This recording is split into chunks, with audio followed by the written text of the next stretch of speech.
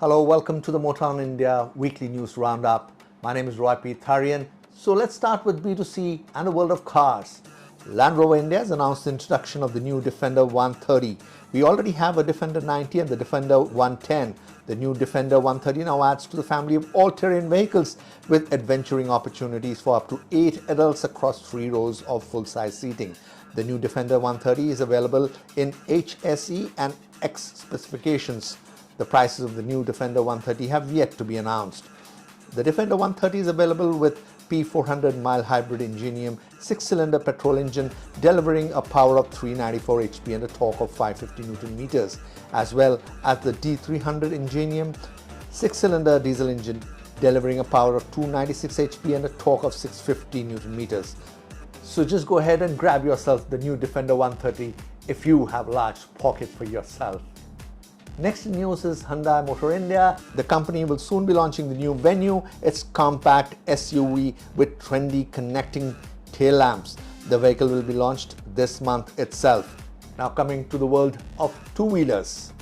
We have Triumph Motorcycles of the UK, which has informed that its TE1 electric prototype developed in collaboration with Williams Advanced Engineering, Integral Powertrain Limited and WMG at the University of Warwick has now completed its 4th and final phase of the project, the live testing. Full details will be revealed on July 12th to the media, and we shall definitely forward that to all our viewers and all our readers. Now news from TVS Motor Company, a company which seems to be racing ahead. The company informed that TVS Racing, the factory racing team of the company, has achieved a historic landmark by becoming the first Indian race bike to cross the 200 km/h mark. India's first factory racing team's Asia RR310 OMC race bike clocked a top speed of 201.2 km/h at Sepang International Circuit in Malaysia. Now let's get into some of the important B2B news of the week. Tata Passengers Electric Mobility Limited TPEML, a subsidiary of Tata Motors, and Ford India Private Limited FIPL have signed a memorandum of understanding with the government of Gujarat for the potential acquisition of Ford's Sanand vehicle manufacturing facility, including land and buildings, vehicle manufacturing, plant machinery and equipment, and transfer of eligible employees of FIPL Sanand's vehicle manufacturing operations, subject to the signing of definitive agreements and receipt of relevant approvals. Now let's come to Nissan Motor India. The company has finally got its own headquarters in North India. Yes, in Gurugram. Nissan Motor India inaugurated its corporate headquarters in Gurugram, one of India's largest hubs for international business.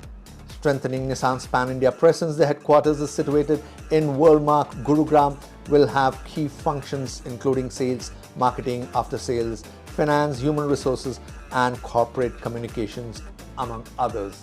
Mercedes-Benz India has appointed Venkatesh Kulkarni as the Executive Director of Head of Operations India effective June 1, 2022. Bharat Petroleum Corporation Limited or BPCL and Bounce Infinity, which is an electric two-wheeler maker, have joined hands to fortify the Bounce Infinity's extensive battery swapping infrastructure. Under the partnership, Bounce Infinity will set up its battery swapping stations across Bharat Petroleum fuel stations in a phased manner. ETO Motors, a leading electric mobility solutions and services company, has developed its 1000th electric three-wheeler vehicle.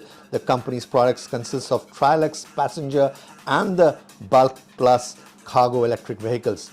Apart from being an OEM for electric vehicles, ETO provides fleets for passenger and cargo applications and is building a charging infrastructure network in various locations like Hyderabad, Delhi NCR, Bangalore, Nagpur, Chennai, Noida, Vijayawada and Visakhapatnam, and is further expanding in other cities.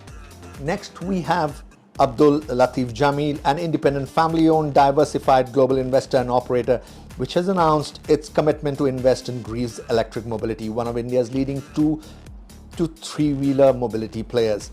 Abdul Latif Jameel has committed to invest up to 220 million or approximately 1700 crore rupees in Greaves Electric Mobility, marking one of the largest investments in the Indian 2 to 3-wheeler space to date. And lastly, about Switch Mobility.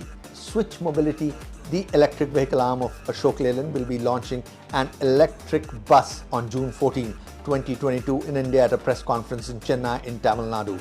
Ashok Leyland is part of the Hinduja Group. You can also read about each of these news and much more on our website www.motowinindia.com.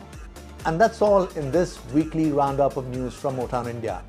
I'm Roy P. Tharian signing off. Have a wonderful week ahead.